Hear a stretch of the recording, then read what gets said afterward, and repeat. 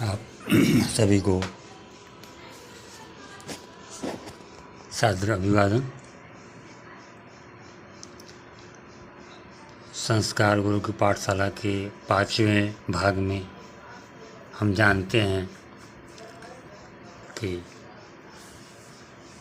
सर्वप्रथम किसने किसको राखी बांधी थी और इसके पीछे क्या है इतिहास। रक्षाबंधन का त्यौहार एक ऐसा त्यौहार है जो देश, धर्म और जाति के बंधन से मुक्त है। इसका उल्लेख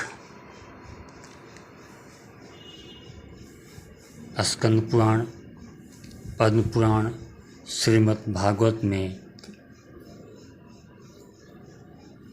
की वामनावतार नामक कथा में तथा ऐतिहासिक पुस्तकों में पढ़ने को मिलता है।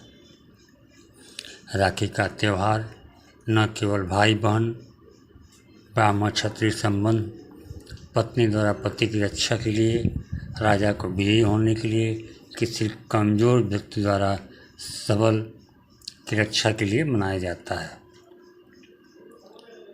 राखी का त्यौहार कब शुरू हुआ यह कोई नहीं जानता, लेकिन जो प्रमाणिक अभिलेख मिलते हैं उसके अनुसार वामनावतार नामक पौराणिक कथा के अनुसार एक बार बलि रसातल में चला गया। तब बलि ने अपनी भक्ति के बल से भगवान को रात दिन अपने सामने रहने का वचन ले लिया। भगवान विष्णु के घर न लौटने से परेशान लक्ष्मी जी को नारद जी ने एक उपाय बताया। उस उपाय का पालन करते हुए लक्ष्मी जी ने राजा बलि के पास जाकर उससे रक्षाबंधन बांधकर अपना भाई बनाया और अपने पति भगवान विष्णु को अपने साथ ले आए। उस दिन श्रावण मास की पूर्णिमा तिथि थी। भविष्य पुराण के अनुसार रक्षा विधान के समय निम्नलिखित मंत्रोच्चारण किया गया था, जिसका आज भी विधिवत पालन किया जाता है। एन बद्धो बलि राजा दानवेंद्रो महाबलः तेन ताम विदनामी रक्षे माचलः, जिसका अर्थ है जिस रक्षा सूत्र से महान शक्तिशाली दानवेंद्र राजा बलि को बांधा गया था उसी रक्षा से मैं तुम्हें बांधता हूँ, मैं जो तुम्हारी रक्षा करेगा। हे रक्षासुत, तुम चलायमान न हो। इससे स्पष्ट है कि सर्वप्रथम माता लक्ष्मी जी ने बलि को राखी बांधी थी। एक दूसरे अभिलेख के अनुसार दानवेंद्र राजा बलि ने जब 100 यज्ञ पूर्ण कर स्वर्ग का राज्य छीनने का प्रयत्न किया तो इंद्र आदि देवताओं ने भगवान विष्णु से प्रार्थना की। तब भगवान वामन अवतार लेकर ब्राह्मण का वेश धारण कर राजा बलि से भिक्षा मांगने पहुँचे।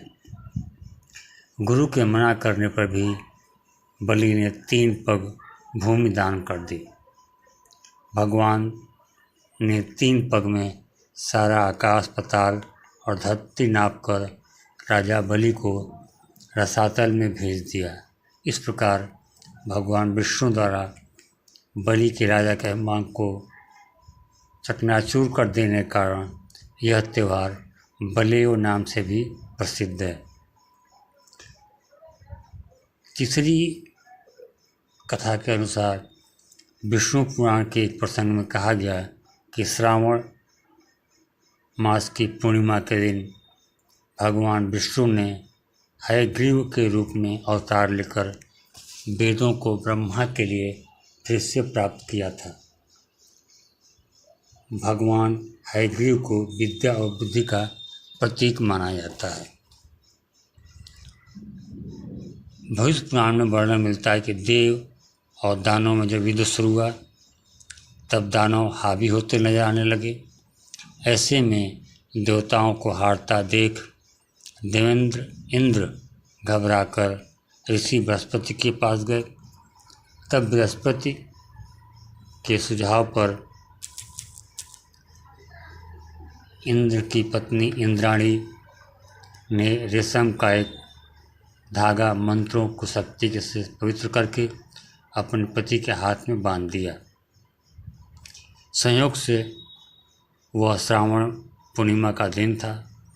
लोगों का विश्वास है कि इंद्र इस लड़ाई में इसी धागे की मंत्र शक्ति से विजयी हुए थे। यह धागा धन, शक्ति, हर्ष और विजय देने में पूरी तरह समर्थ माना जाता है। महाभारत में भी इस बात का उल्लेख है कि जब ज्येष्ठ पांडव युधिष्ठिर ने भगवान कृष्ण ने पूछा कि मैं सभी संकटों को कैसे पार कर सकता हूँ, तब भगवान कृष्ण ने उनकी तथा उनकी सेना की रक्षा के लिए राखी का त्यौहार मनाने की सलाह दी थी। उनका कहना था कि राखी के इस रेशमी धागे में वह शक्ति है जिससे आप हर आपत्ति से मुक्ति पा सकते हैं। इस समय द्रौपदी द्वारा कृष्ण को तथा कुंती द्वारा अभिमन्यु को राखी बांधने के भी कई उल्लेख मिलते हैं। महाभारत में रक्षाबंधन संबंधित कृष्ण और द्रौपदी का एक और वृत्तांत भी मिलता है। जब कृष्ण ने सुदर्शन चक्र से शिशुपाल का वध किया था, तब उनकी तर्जनी में चोट आ गई। द्रौपदी ने उस समय अपनी साड़ी फाड़कर उनकी उंगली पर पट्टी बांध दी। यह श्रावण मास की पूर्णिमा का दिन था। कृष्ण ने इस उपकार का बदला बाद में चीरहरण के समय उनकी साड़ी को बढ़ाकर चुकाया। कहते हैं परस्पर एक दूसरे की रक्षा और सहयोग की भावना रक्षाबंधन के पर्व में यहीं से प्रारंभ हुआ।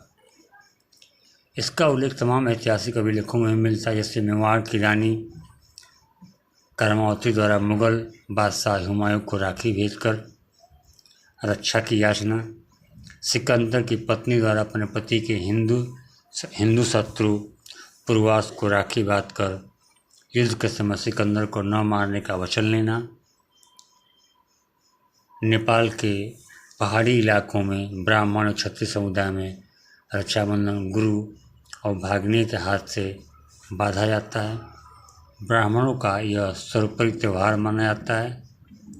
वित्तवान ब्राह्मण अपने यजमानों को यह गोपवीत तथा राखी देकर दक्षिणा लेते हैं। आप सभी को सुनने के लिए